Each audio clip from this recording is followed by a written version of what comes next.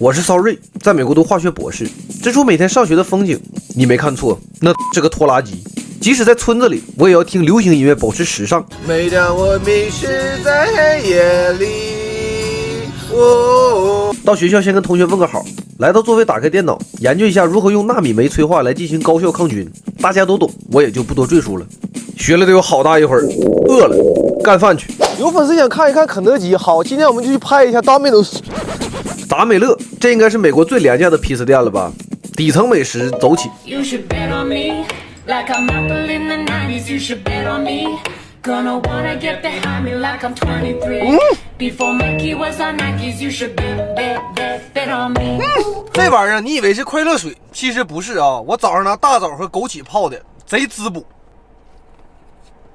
哎呀妈呀，都泡出气儿了。